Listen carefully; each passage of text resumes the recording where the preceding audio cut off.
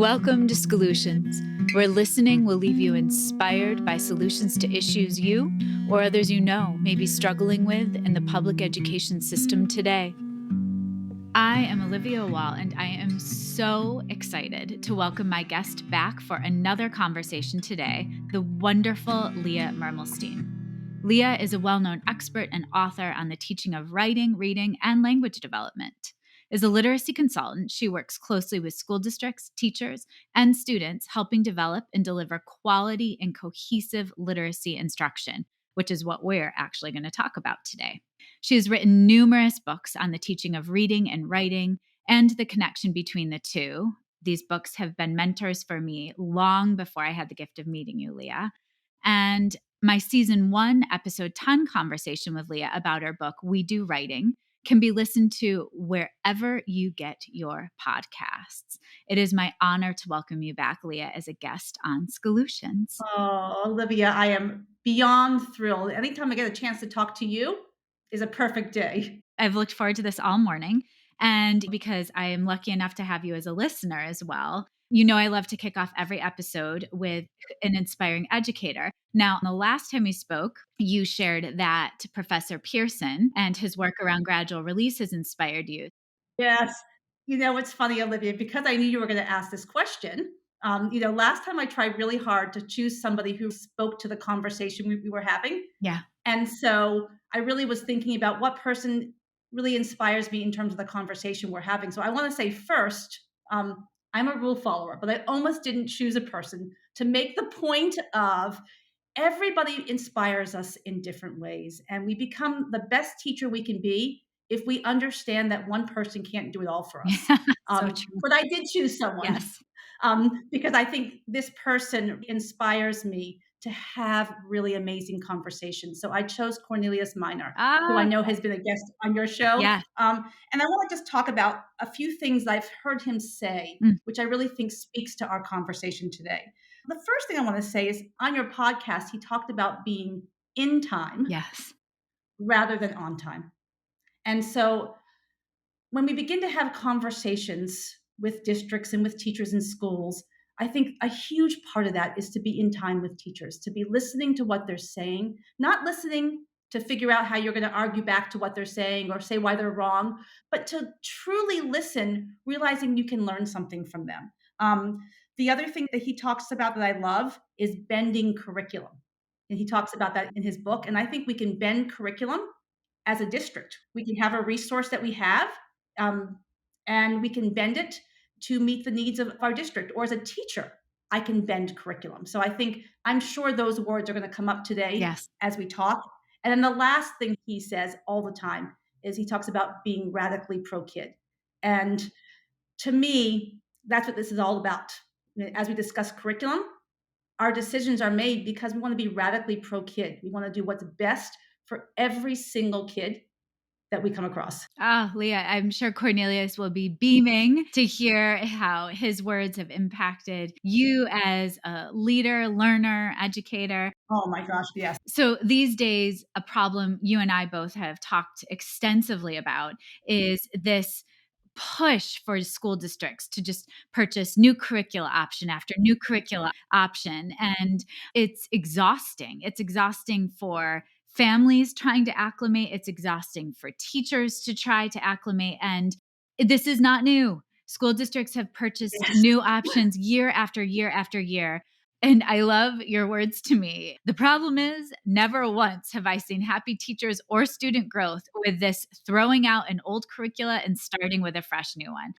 Before we jumped on to record, I was talking to you about listening to Morning Edition this morning on NPR, and it could not be better timing. The Nation's Report Card, also known as NAEP, the National Assessment of Educational Progress, came out this very day. We're talking on May 3rd, 2023.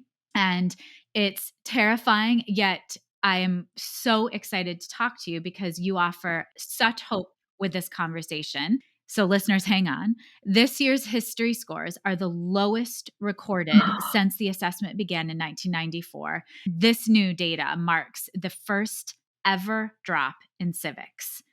So I listened in the car and then I played it again when I got back to Yeah. my office and I thought, okay, so what is this saying to us? And I think truly a huge part is we are focusing so much on shifting our reading and mathematics instruction. We are again losing sight of this siloed perspective of education and curricula creation. We're really forgetting that teaching of civics and history are heavily based on reading comprehension. Yes. So, Leah, you're going to speak to a solution today, creating curricula with school districts. You have a whole process you're going to give us, a critical step in teachers owning the work and really making sure students are driving their journey. And yet, you're adding a layer that I think ties directly back to the NAEP results. You are not just creating literacy based curricula, you're creating integrated curricula. Yep. Bravo to you Thank you. and those lucky school districts that get to work with you. So, talk to listeners. How do you define integrated curricula?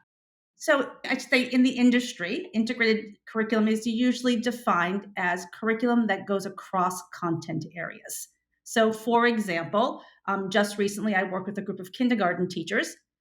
And rather than starting with what are we teaching in reading or what are we teaching in writing, we took a look at the standards. And one of the things that they're looking at are habitats. So they decided to do an animal study. Yay! And so they began with coming up with their priority goals. But then we looked at, so what would be happening during reading during this time? And we talked about text sets. And so not just jumping from topic to topic, but sticking with animals. We talked about writing some animal books together as a class and on their own. We thought about what's the vocabulary, thinking about Tanya Wright from your earlier podcast, not just defining the word in that moment, but deep word knowledge of words like migration, habitat, needs. We talked about grammar. They were trying out different kinds of sentences, and this comes right from the writing revolution: because, but, and so. Bears hibernate because. Bears hibernate so. At the end, the kids did a whole presentation where they talked using those grammar sentences and that vocabulary. They took questions. So integrated curriculum doesn't just stay in one area. It goes across. And I think what's interesting, first of all, is the responses I've got back from teachers is that this is joyful. This is incredibly joyful. The kids felt so smart, and all kids succeeded. Some kids were using the vocabulary in the presentations. Some kids were using it in their writing. But it's, yes, integrated curriculum really going across all content areas. I would love to be a kindergartner in that class Mhm. because it just makes sense. It makes sense that all of our conversations are circling around a topic that is high interest, really engaging. And I love, love, love that they had an end make or end presentation with an authentic audience. And so they were working towards something and you planned with the end in mind. Those are all really good qualities of a well written curricula, right? Yeah. And so let's just pause a moment and talk about programs. And what I worry about more than anything else is the lack of teacher autonomy when it comes Yeah. to how we choose to implement district curricula that's been either purchased or even created, right? So Yeah. let's define for listeners, what does it mean for us to teach with fidelity? Because I think we'll be of common mind around that. Oh, yeah. So when I'm talking to teachers about teaching with fidelity, I'm really thinking about us coming up with priority goals Mhm. for whatever unit we're working on. And what those priority goals mean, it's the things that we kind of promise one another that we'll teach to Yeah. mastery. And so, and again, I think another thing about creating curriculum is that it's always ongoing. So we may create these priority goals, and at the end of the unit, we come back together and say, you know what? That second priority goal that we came up with, we're not sure about that one. Yeah. Or we feel like we missed out on this. So what I think teaching with fidelity isn't, and I'm going to go back to Cornelius's words of bending. Like, I think sometimes people think fidelity means that if my curriculum says lesson A on Tuesday, I have to be doing lesson A on Tuesday. And so I think that districts can bend curriculum.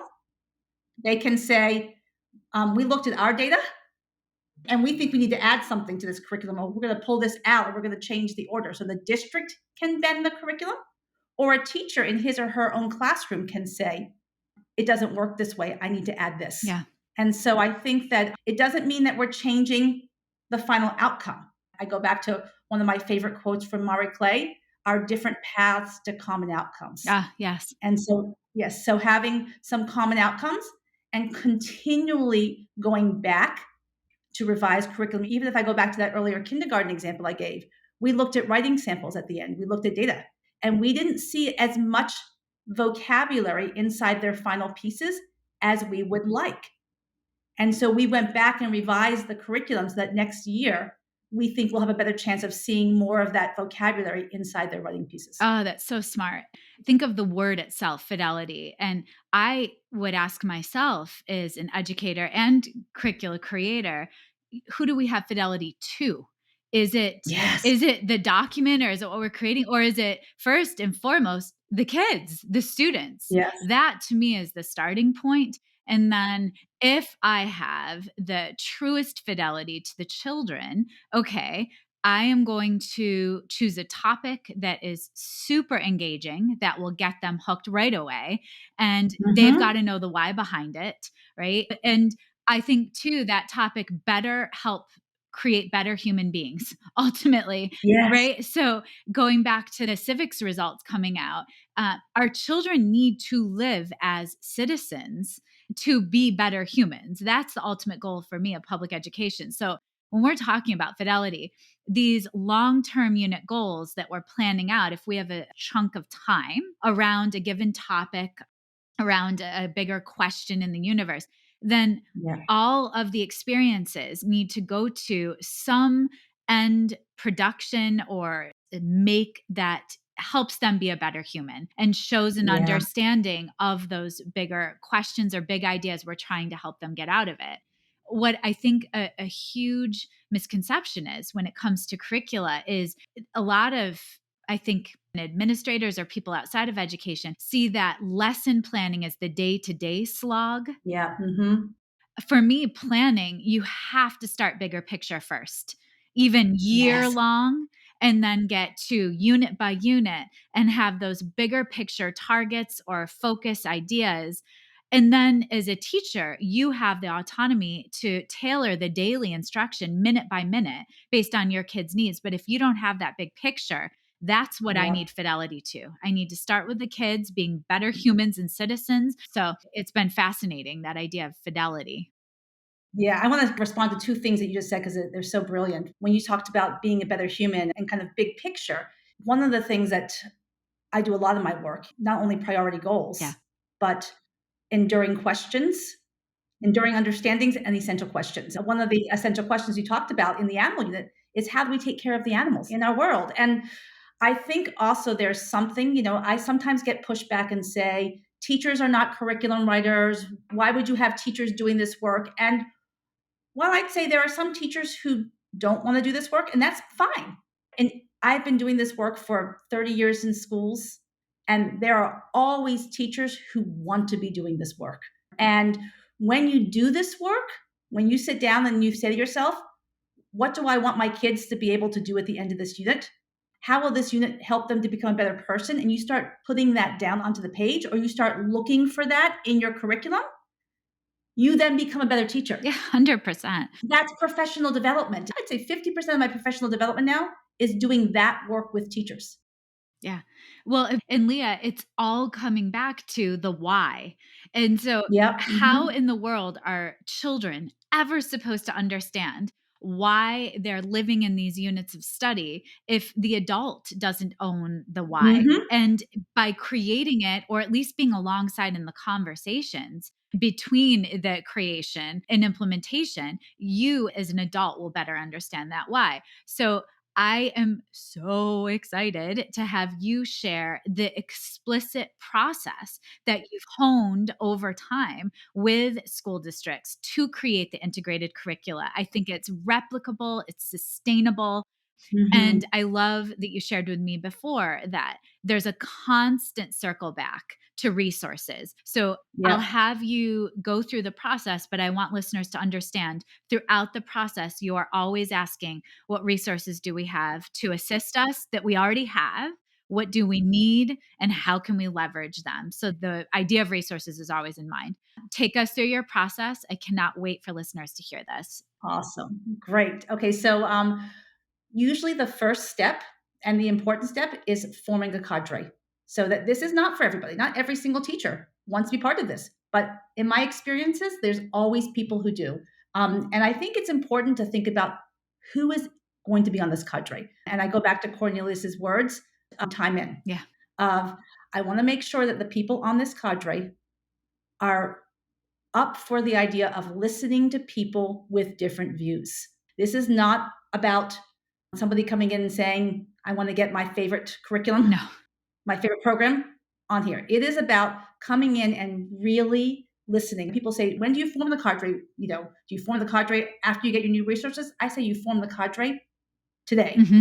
Um, it's where you are. Yep. Whether or not you think you're going to be getting new resources or you're going to be keeping the ones you have, you form it now and you begin conversations. So I choose people who want to be on it, who are willing to be in conversation, and who are willing to listen, not to fight back why that person's wrong, but to learn from that person. So, And Leah, is it multiple grade levels all at once? yes, Okay. in the dreamiest of worlds, there's people from all grade levels. There's a leadership person there. I've had parents on it Awesome. to get as many voices in as possible. It's helpful to have somebody who is a classroom teacher, who might be doing intervention outside the classroom, to have all of those voices together talking. Yeah, so important, I agree. Step two, it's been amazing for me to do this, and I've really tried to do this as much as possible, is start with the school's mission statement. I've sometimes called schools and been like, gosh, I love your mission statement. And they'll say to me, what is it again? And that goes back to what you said, Olivia. We get so far away from why we're here at this work. And so we'll start with the mission statement. Sometimes that leads to revising the mission statement. Beautiful, yeah. Yeah, but it's like, and then we talk about what does that mission statement mean for our animal unit? Yeah. What does that mean if we're making a realistic fiction unit? What does it mean? Does it match? Do we need to change something? And then continually coming back to that. So sometimes if I'm in a harder conversation, I will pull the mission statement out again and say, let's take a look at this and let's have this conversation now with the mission statement in front of us. That makes sense. Yeah. And then step three, we then create priority goals. We create enduring understandings, essential questions, and we do it unit by unit. We usually start with 4 core units. And we have conversations across the grade levels. So we're coming up with those priority goals and those enduring questions, but we're holding them against what's kindergartens, what's 4th grades, what's 3rd grades. So ultimately, we create this beautiful sheet that has all the priority goals on 1 or 2 pages. So a 4th grade teacher can see a kindergarten's and vice versa. So I wanna pause there before we continue.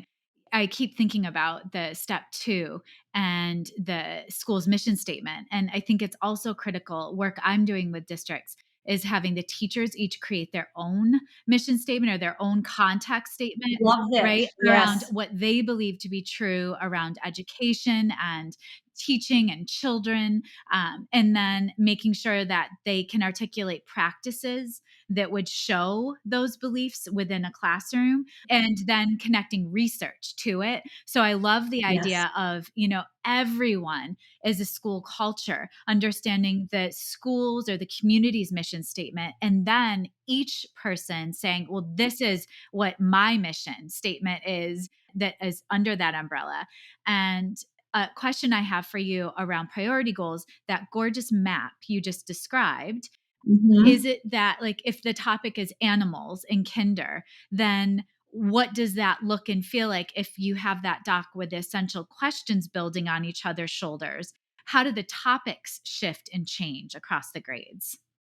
So in the schools I'm working in, the topics are really coming from the Okay. standards. The social studies and science that they're doing are coming from the standards. And some of the work I'm doing starts with the topic, like animals. Yeah. Some of the work I'm doing starts with a writing unit or a reading unit. So, for example, another grade was doing historical fiction, but then they decided to connect that to their work on Vermont settlers. Oh, And interesting. so sometimes the major is the science or social studies, and then the reading and writing are underneath it. And sometimes it's the writing and the social studies comes into it. That makes so much sense. And I was working with a fourth grade team, and they were deep into the historical fiction unit, since you just mentioned it. And they were really wanting the children to understand the journey of a person based on where they are, their setting. And I think that makes it so relevant because this school district in particular is very rural, a large farming community. And Yep. yet it depends on where you are. Because if you're reading a historical fiction book about someone in New York City that was growing up, it's going to be very different. So I think that we can also connect historical fiction with nonfiction. It's those text sets that are a Yes. huge piece of it, Absolutely. right? And then it's like, well, what vocabulary would you Yeah. use in your realistic fiction story if you're writing about a rural setting? Yeah. And that's step 4, right? That was a perfect segue into step 4, Yes. Oh my gosh, I right? didn't yes, yes. So the next thing that we try to do then is include connected grammar and vocabulary. Yeah. And there's a few different ways we can do this. We may go back and look at some of our priority goals, So for example, if the major was I'm going to give an example that the major was the writing, and let's say we had a priority goal about beginnings. Well, we could look at that and say, well, the connected grammar to that could be answering questions such as where did this take place? Yeah. Describing the weather. It could be when did this take place? It could be that if kids were writing persuasive essays about a topic that they were studying in social studies, it could be the perfect time to talk about conjunctions. Yes. And so, again, that conversation helps teachers understand that there's grammar in my writing work already there. Yeah. So, the first thing we do is we go back to the priority goals and we say, what's the vocabulary work in here? And what's the grammar work that's in here so that teachers understand that? The next thing we often then do is then think about how can we teach these both inside of that integrated, and are there ways that we would teach this separately so that we could hone in and focus on that? So what might our 10 minutes of grammar instruction look like across the week? If we Yeah. know we want to get kids really good at coordinating conjunctions, what would be our grammar? And this is where we might go back and look at our resources. So it may be that we've got a resource for grammar. Some of my schools have patterns of power. Yes. And so now they're looking at patterns of power and seeing where the work on conjunctions is. And they're sticking that right inside of the curriculum. And again, what I think is interesting is that different paths to common outcomes. Some of my schools are really honing in to the resource that they have and using it and just bending it a little bit. And some of my schools are creating curriculum and then using the resources to support that. And I'm looking again at your step 5, that idea of planning for cumulative and spaced out practice. And so when you're saying that time inside and outside Mhm. of the literacy block or the day, is that step what you're referring to? The cumulative and spaced out? Part of it. So part of it could be Okay. that's like whole class cumulative and spaced out practice. So cumulative means I'm not only going to teach the kids what I'm teaching now, but we're going back to old things as well and bringing that in Yep. and spaced out. And so it's happening across the whole unit. So some of that might be whole class. Some of that could be in small groups. Maybe I have a literacy center Yeah. where kids are, taking a kernel sentence. Bill ran, and they're having to take that sentence and expand that sentence, answering lots of questions. Maybe they've got to take a sentence and change it to a sentence that has a coordinating conjunction. So Mhm. that could be sentence level practice that kids might be doing, because if I want kids to get really good at it, they need that practice. And I think 20 years ago, if we'd been talking, I might have said, oh gosh, but is that going to be joyful enough for them? And what I found is I can't say to you every single moment of practice is joyful, but the after effects of it Mm. are what's joyful. I've watched my daughter play soccer for the past year, where she went onto a soccer team and didn't know anything about soccer. And I can't say that every moment of her soccer practice was back handsprings fun, but the pride that she has now on doing things that she couldn't do before. And I do think sometimes we don't give kids enough practice because we're worried it won't be joyful. Mhm. And I think we have to beware if we don't want to, make school a drudgery.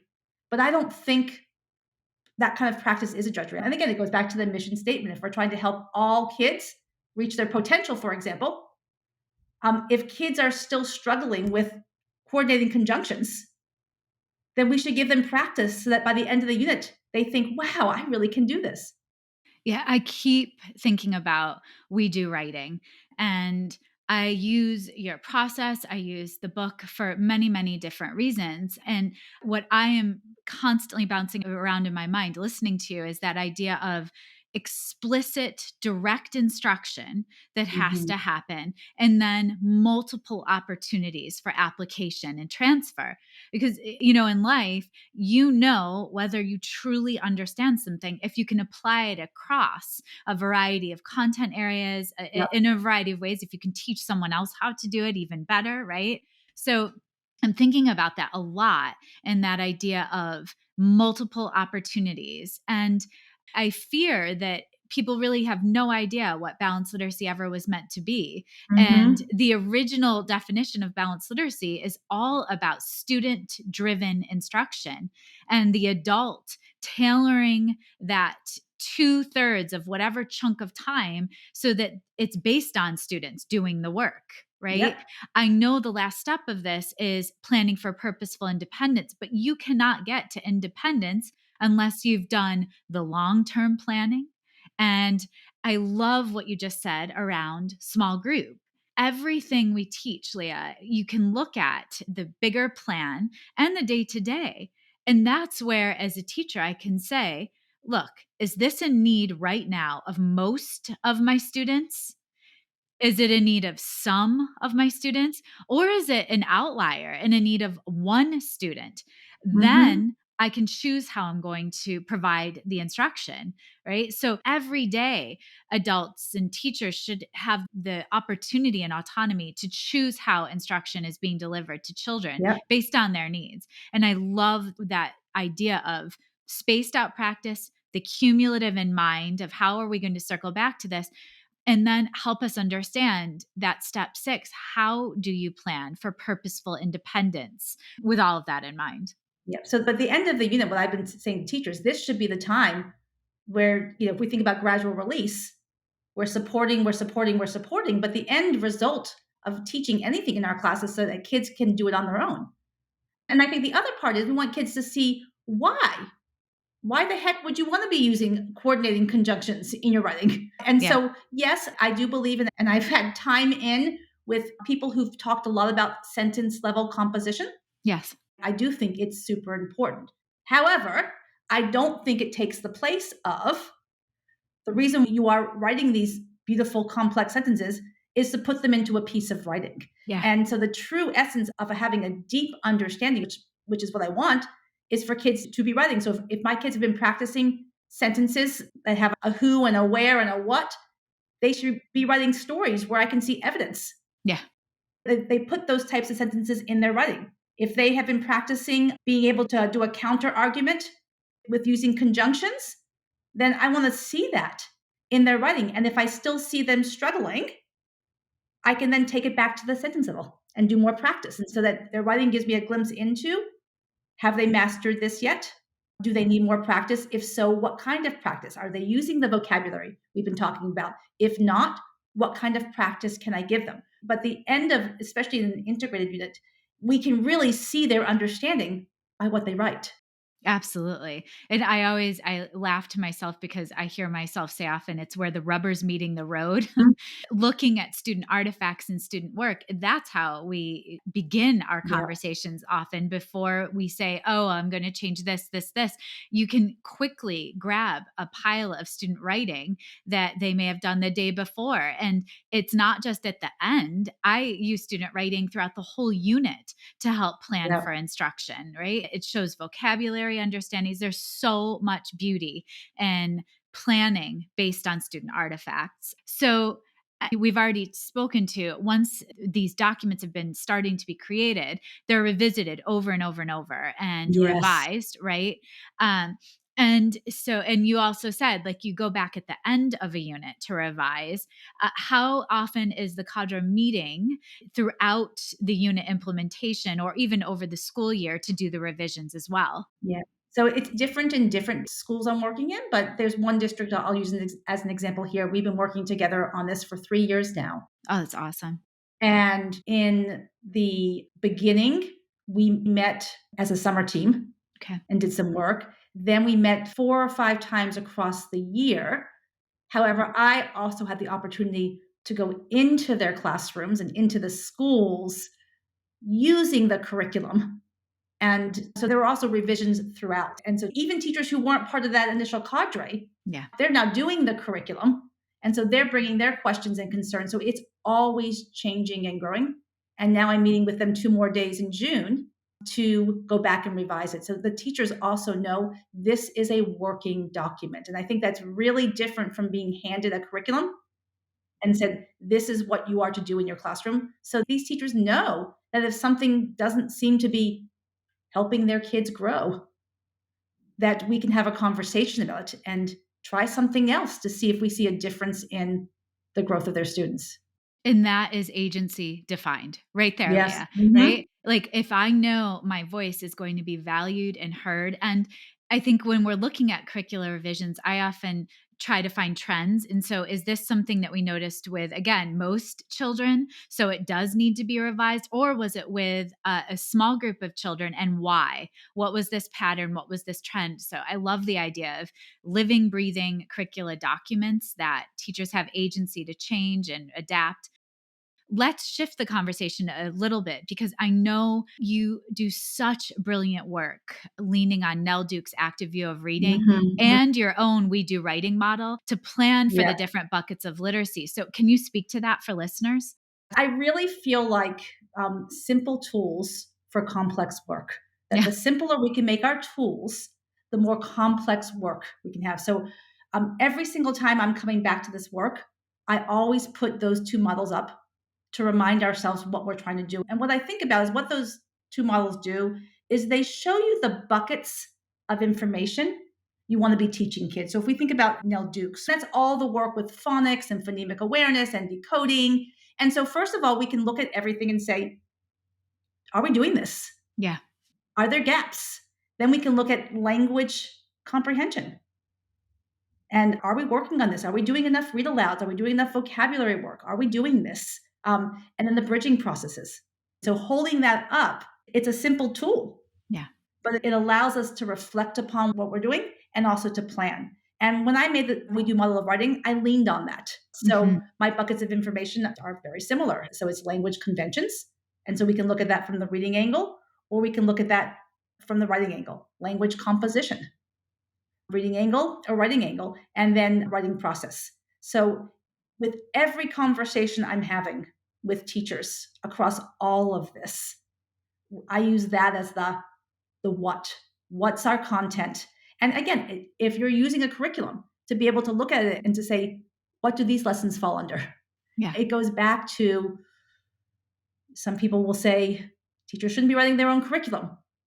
And what I really believe about that is that when teachers are doing this work of holding those two models alongside their curriculum, it's PD, it's It is. professional development, it's building their understanding of what they're going to teach. And the better they understand it, the better they'll be able to teach it. Well, and I'll make sure in the show notes to include the visuals or links to Nell Duke's active view of Yes. reading, Oh, as yeah. well as a visual of the We Do writing, because I think it's important for listeners to have and be able to see those side by side. And Leah, I know lucky ducks that get to attend on June 14th. You're part of the Writing Summit called Reboot, Revamp, and Refresh Your Schools or Classrooms Writing Curricula. Can you share a little bit with listeners about that and how they can sign up for that summit? So it's going to be a really exciting day. I'm going to start off the day talking about how to use your resources to create a district wide writing curriculum. So that's going to be the first hour. It's a K through 8. And then there's going to be tons of breakout groups, some of them by myself and some of them with other educators.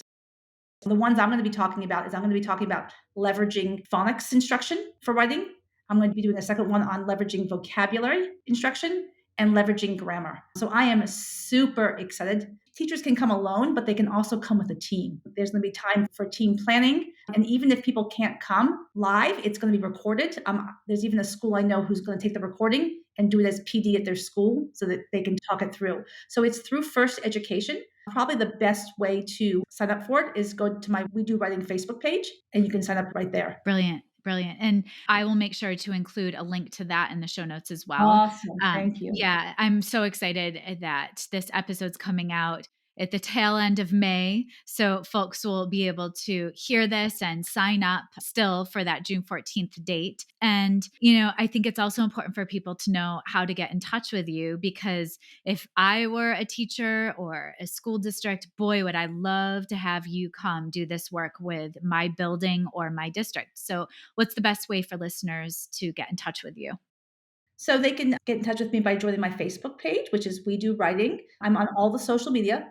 We can put that in the show notes. And you have a beautiful website. Oh, yes. Thank you. And then www.leahmermelstein.com. Yeah. And so that could be great too, Yes. because that has your contact, Oh, right? I love doing this work. During the pandemic, I went and got my supervisory license, and it brought back to the surface the importance of having district-wide conversations about curriculum. Whether you're using a resource, whether you're using a curriculum, or you're creating on your own, these conversations are vital for a successful curriculum and for successful PD. Yeah. And for creating successful humans, right? Kids that care about the world around them. And that's what we're shooting for. So with that said, I hate to wrap our conversation, but I'm sure this is just one of many. What would you say our call to action is, and any other resources you recommend for creating integrated curricula? So I think our call to action is dialogue, not just debate. Yeah. And this is true for the whole world of literacy and for curriculum development. There's a difference between the words dialogue and debate. My rabbi once pointed it out. Debate is often listening to figure out what you want to say in response. And dialogue is truly listening to what the other person has to say. And, full transparency, I think there's too much debate going on right now and not enough dialogue. And so my call to action is the next person you're talking to about education, try to have time in, like Cornelius says, and have dialogue. And two great books. They are oldies but goodies, and they remind me of how important designing curriculum at the district level is. So two I read from my supervisory courses that are real old, but I love them, is Align the Design by Mooney and Mosbach and Schooling by Design. Great books to think about creating a district-wide curriculum, really in any subject area. I love it. And I will include links to those in the show notes. Leah, I cannot thank you enough. I looked forward to seeing you and catching up all week. And Me too. Yeah, I think you have so much to offer when it comes to supporting teachers and students. And this work is really important right now because we want children that care about who they are as citizens and their communities. And this is the way to do it. This is the way to do it. So thank you for your time and doing this important work. Oh, thank you so much, Olivia.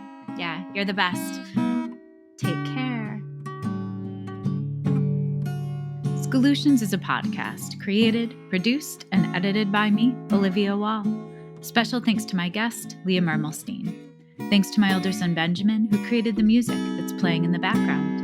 If you like Schoolutions, please share, rate, review, and follow us on Twitter, Instagram, and Facebook at Schoolutions Podcast.